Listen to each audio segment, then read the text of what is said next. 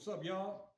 I want to thank y'all for tuning in to my brand new YouTube channel, which is entitled You Got This. You got this if you're trying to lose weight. You got this if you're trying to make more money. You got this if you're trying to improve your marriage. And this channel was created to inspire you to be a higher you. We've got so much negativity that is currently going on in the world. And in the upcoming months and upcoming years, I'm going to be bringing you a lot of content on a number of issues, primarily issues to motivate you, as I said, to be a higher you, because you were made in the image of the Most High, which means that you are a creator, you are a producer, and you are also an entrepreneur. And as a matter of fact, my name is Chris Thomas. I reside in Atlanta, Georgia. I am a real estate developer as well as a serial entrepreneur. And tomorrow we celebrate Martin Luther King's birthday. And one of the things that I think about when I think about Martin Luther King Jr. is why he died. And his life was taken because he was fighting for economic inclusion for all people, but primarily Black Americans. And I just recently found out as a real estate developer that we are currently in 2025 and there has not been not one skyscraper developed by a Black America, by a Black American, and we've got a long way to go. But with that said, I know a lot of you guys tapped on and you saw the title regarding Donald Trump, and I'm going to get to him. I'm not going to say anything negative or bad about Donald Trump because this, like I said, this channel was about inspiring you to be a higher you. But the things I want to talk about actually deals with three things. I want to talk about capitalism, the first thing I want to talk about, and the lesson that I got from my father regarding capitalism that really changed the trajectory of my life. I also want to talk about what it means to have, as a man, to have a woman who has a is of high standards and what that means, and also what it means for you being a man having high standards. And hopefully, if I'm blessed to have children one day, this video can be seen by them when they're 6 or 7 or 8 years old regarding capitalism. So the first story is really, like I said, changed the trajectory of my life. Is my father, who I lost I think 7 or 8 years ago to Alzheimer's. He was the first person to really um, give me the best definition of capitalism. And every year when I was growing up, my daddy would take me to New York City and he would take me school shopping. And we visited this place in New York off of Orchard and Delancey Street. They had a lot of, they've got the white Jewish district, and uh, I remember a place called Jodamo and some other high fashion outlets. And it's the financial capital of the world is New York City. He would take me uh, school shopping. And I remember I must have been 10 or 11 years old. I remember on this occasion we landed in LaGuardia Airport and we made our way to the hotel. We always stayed in the Waldorf Astoria. And when we pulled up to the hotel, my father pulled a $50 bill out of his pocket. I remember this like it was yesterday. He pulled a $50 bill out of his pocket and he said, "Chris, while I take the luggage upstairs, why don't you go across the street and get us a slice of pizza?" New York, I don't care what anybody says, New York has the best pizza. I don't know if it's because of the dough they use or the water they have. I don't know what it is. So I went down, made my way across the street to get the pizza. And as I was walking, there was a guy that was standing out there. Now we're in the financial capital of the world. Okay, so this really fits into the capitalism lesson that I learned. We're in the financial capital of the world. So this guy said, "Say, little man," he said, let me talk to you for a minute." And I made my way over to the guy. He said, I got these 14 karat gold chains. And he had the chains out. And I remember they were diamond cut rope chains. And he said, these are 14 karat. I said, no, they're not 14 karat. He said, these are 14 karat gold chains. And he showed me where it said 14 karat on the chain. And then he had a cigarette lighter. And he lit the lighter, and he put the chain up under the lighter, and kept it there for about 2 or 3 minutes. And he said he took the lighter down, and he said, look, no burn mark, no burn mark. And I looked at him, beautiful change. He said, give me $20 for it. So I'm 13 years old. I mean, hey, I'm getting a 14 karat uh, diamond cut gold chain for $20. And my dad's gonna be very, very happy that I got this deal. I'm in the financial capital of the world, so I got the chain. Took it up to the hotel room. So knocked on the door. My dad said, "Where's the pizza?" I said, "Look, Dad, I'm gonna go back down and get the pizza, but I got a 14 karat gold chain for $20. Here's your $30 back." And he looked at it and he laughed. I said, "What's wrong?" He said, he was laughing uncontrollably. He said, "Chris, you just got ripped off." And I said, "No, no, I didn't." So he said, "Okay, this is what we'll do. We'll take it to the jewelry store, and we'll let the jeweler tell you if it's real or not." So we made our way to the jewelry store, and the guy looked at the chain, didn't even look at it 3 seconds, and he turned it back. He put it, gave it back to my father or me, whoever it was, and he said, "She's a fugazi. She's no good. She's no good. She's not real." So, make a long story short, we made our way back to the hotel, and we passed the same guy that sold me that $20 fake gold chain, and I was just pissed off, and I really wanted to fight the guy. And when we got back up to the hotel room, I remember crying, and my dad said, "Look, Chris," he said, "don't be so hard on yourself." I'm paraphrasing it, saying some things maybe he didn't say, but he said, "Don't be so hard on yourself." He said, uh, you know, "You paid $20 for this chain. For $20, it's a nice chain." So I was still kind of crying, and then he told me something. This was my first lesson of capitalism, and this is the problem that we have in America in so many ways with people. And this is what he's told me. He said, "Never get upset with someone who sells you something based on where you currently are now mentally. Never get upset with someone who sells you something based on where you currently are right now mentally." And the way you change that, Chris, is that you have to constantly develop yourself, and you have to get experiences.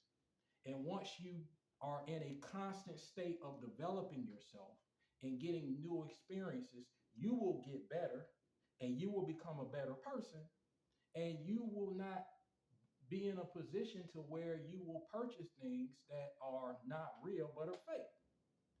That was the first lesson of financial of capitalism.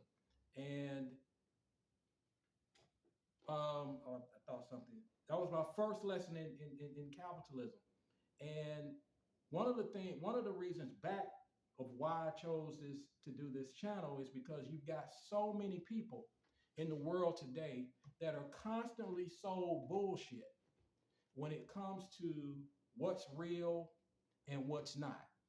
Okay, and we have so many people that are in a state of losing confidence.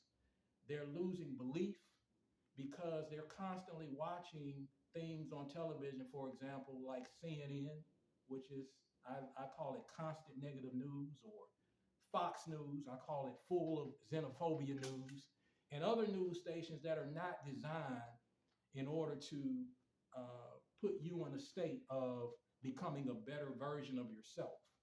And that is primarily the reason why, I launched this channel. And like I said, we got so much more content coming in the coming months and coming years. Now the second thing I wanted to talk about was you know, the need for understanding that you have to become a high value person. If you're a man, you've got to become a high value man. If you're a woman, you've got to become a high value woman. And I'm going to get to Michelle Obama as well as Mike Pence's wife, who have exemplified that they're high value individuals and they marry high value men. But before I was born, another story for you. Before I was born, I think my brother was probably 2 or 3 years old. My father told me this story. A guy probably was in his 60s, well-dressed guy, uh, made his way over to my parents' house, wanted to come and give them a demonstration of something called a Kirby vacuum cleaner, which was a very, very popular vacuum cleaner to have back in those days. A lot of people are aware of a Kirby vacuum cleaner that are listening to this right now. But this well-dressed white gentleman made his way over to my parents' house. This was, I think, in 1970, 71, around that time. But wanted to give them a demonstration of this vacuum cleaner. And my dad said the whole time while this guy was giving a demonstration of this vacuum cleaner, he never looked my dad in the eye one time. Never at all. If my father had a question for him, when he answered them, he'd look away. Okay? If my mother had a question for him, he looked her right in her eyes. Okay? And after a while, my parents were looking at each other, my father said, and they realized what was going on. And so my dad just got fed up, and in the middle of the conversation of this guy speaking, he just picked the vacuum cleaner up and put it in the box and took it out and set it outside. And he told the guy, it's time for you to go. Okay, and the guy looked kind of shocked because he liked the vacuum cleaner. He had a checkbook. He was ready to buy the vacuum cleaner. Took the vacuum cleaner, put it in the box, just set it outside the door. So he said, as he led the man to the front door, and he said, it's time for you to leave my house. The guy looked at him in the eye. Time he got outside of his doorstep, he finally looked at him in the eye. I don't know if he was a Democrat or a Republican, but who gives a damn? This is not what this is about. Okay, he finally looked him in the eye.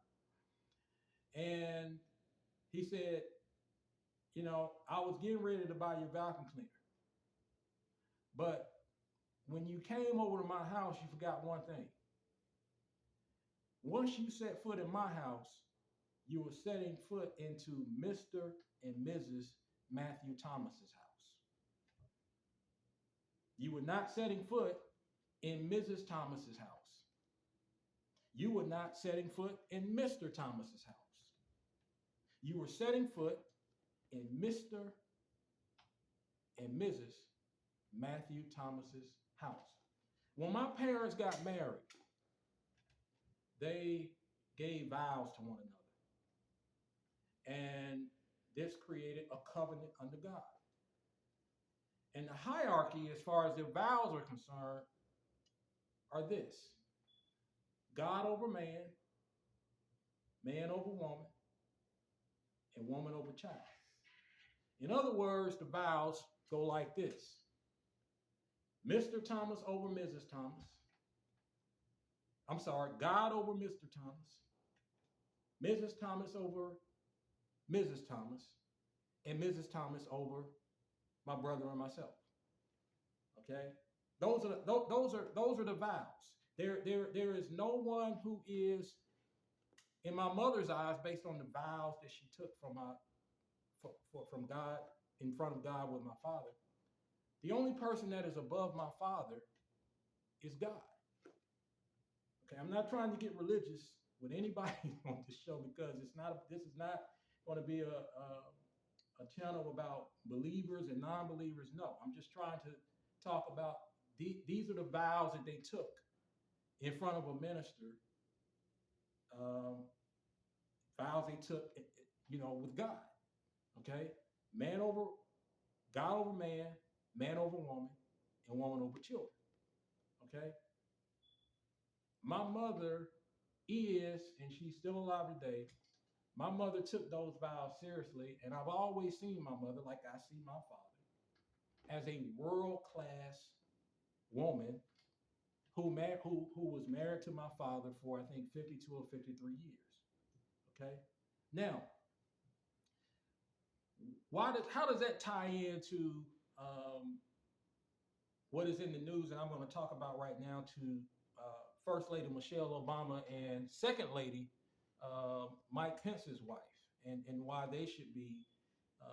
I give kudos to them. I give kudos to First Lady Michelle Obama for saying that she is not going to attend the inauguration of Donald Trump. I also give kudos to Mike Pence's wife, who did not stand up when Donald Trump went to Jimmy Carter's funeral. Jimmy Carter was also a world class man. She did not stand up as Trump walked in to acknowledge him, and I'm going to tell you why I give them kudos. I'm going to give you one more story that is very, very powerful as well that will lead into that, and then I'm going to get to that. I know I said I'm going to get to it early, but I just thought about another very, very powerful story. But Secretary Ron Brown, he served in, this is one of the most powerful stories I've ever heard in my life as well. He served in the Clinton administration. He was the first Black Secretary of State. But one night, Ron Brown said that he was talking about his wife and just the type of woman she was.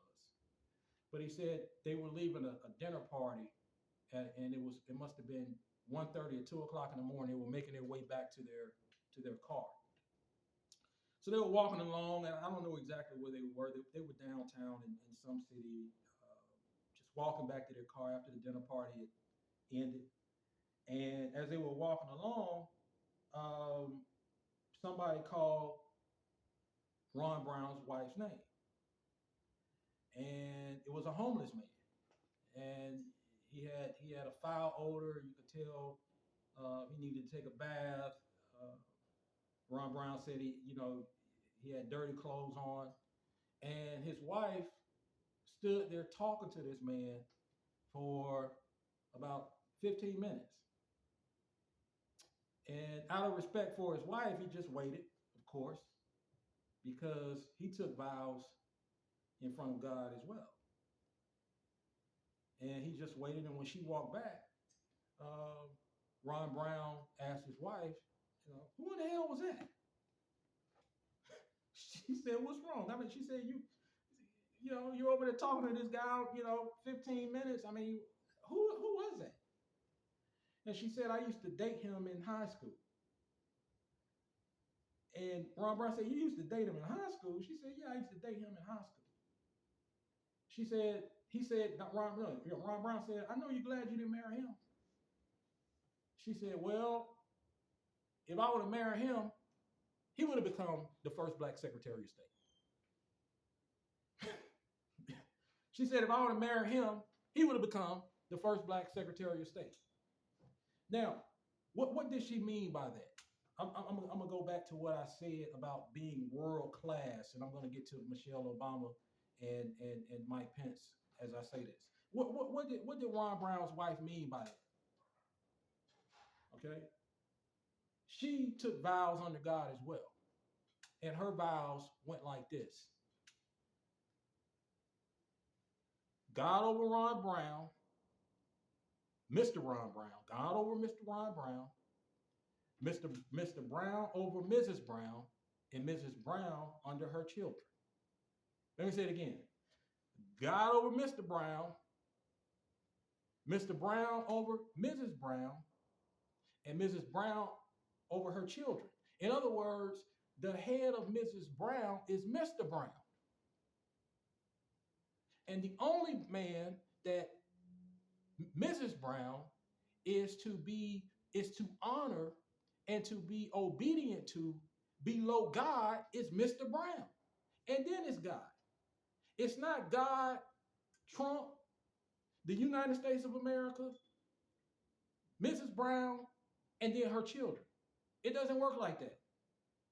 Mrs. Brown owes no explanation of honoring someone or being obedient to someone other than to Mr. Ron Brown. And that's what she meant by that statement. Now, let me get to First Lady Michelle Obama, who is just like Ron Brown's wife, a world-class woman. She is a world-class woman. She's made it to the highest levels. Okay, she did not need to be married to President Obama. She could have made partner in her law firm. She has reached the pinnacle of success. She's gone to the finest institutions. Okay, she's excelled academically. Okay, she is the definition of what the finest among the fine is of women, not black women, of women. She is marriage material. She is the type of woman that is like Ron Brown's wife is.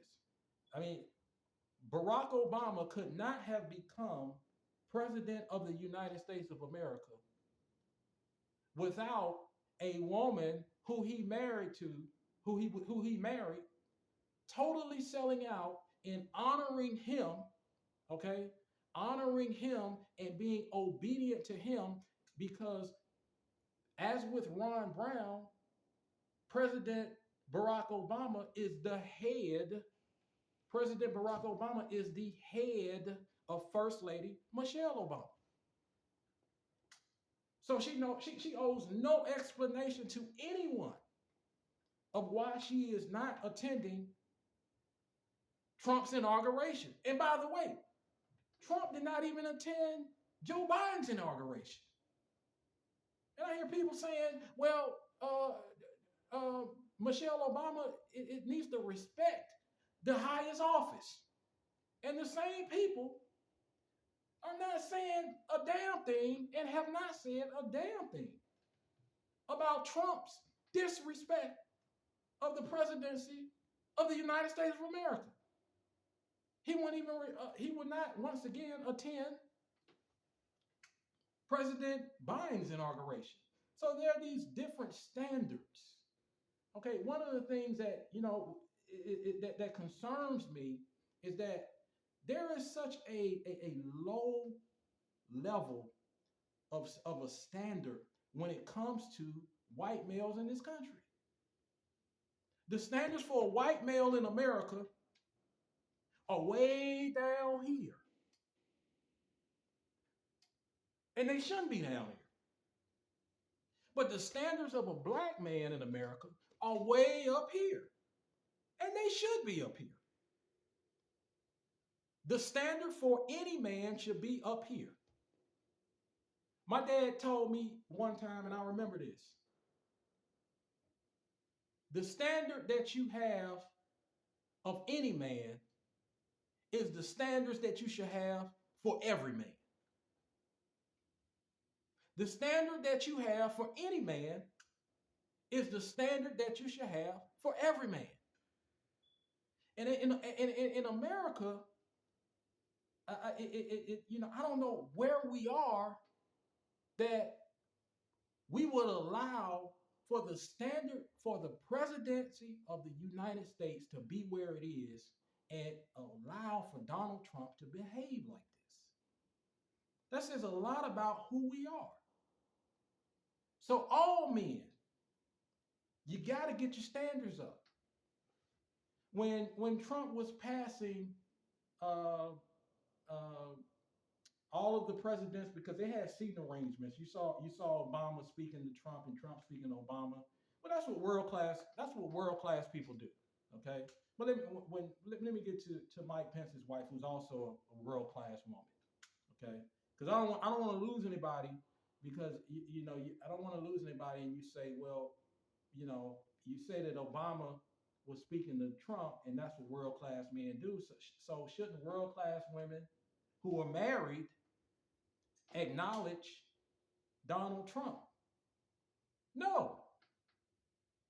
Okay?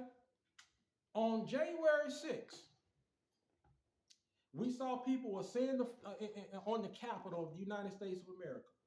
Whites in the majority. Okay? After Donald Trump knew that he did not win the election, and he stated on tape that he knows that he didn't win the election. Okay, he convinced people to ascend on the Capitol and do what they did. I mean, we all saw what they did. Okay, and people out there were yelling, "Hang Mike Pence! Hang Mike Pence! Hang Mike Pence! Hang Mike Pence!" This is the husband of the second lady, Mrs. Pence. Mrs. Pence, like Ron Brown's wife, and Mrs. Pence, like President Obama and First Lady Michelle Obama. When he married his wife, both of them took vows. They took an oath in front of each other before God. Okay? And it goes like this: God over Mr. Pence, Vice President Mr. Pence. Mr. Pence, Vice President Pence over Mrs. Pence, and Mrs. Pence over their children. The head of Mrs. Pence is Vice President Mike Pence. The head of Mrs. Pence, once again, is Vice President Mike Pence. The only man that's above Mr. Mike Pence is God. It doesn't go God, Donald Trump, Mr. Pence, Mrs. Pence, and the children. Mrs. Pence, like Michelle Obama, doesn't owe an explanation to anyone of why she didn't stand up for Trump. And she should not have stood up for Trump after those January 6ers were yelling, "Hang Mike Pence, hang Mike Pence." If she would have stood up and shook Donald Trump's hand, she would have showed disloyalty to her head, who is Vice President Michael Pence. So I say kudos. I say let's give First Lady Michelle Obama her flowers right now. Let's give First Lady Mrs. Pence her flowers right now. Because that is what world-class married women do. That is what first-class, world-class women do. And in order for Ron Brown to get to the heights that he got to, in order for Barack Obama to have become president of the United States of America, and in order for Michael Pence to have become vice president of the United States of America, which are some of the highest levels that you can get to, there are only a few women that those men could have chosen, and they chose world-class women.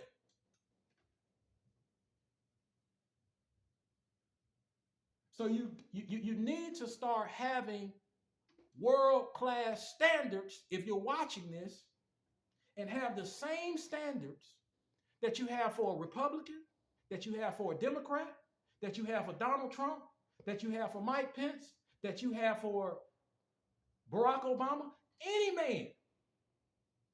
But because it's Donald Trump, don't have your standards down to the ground.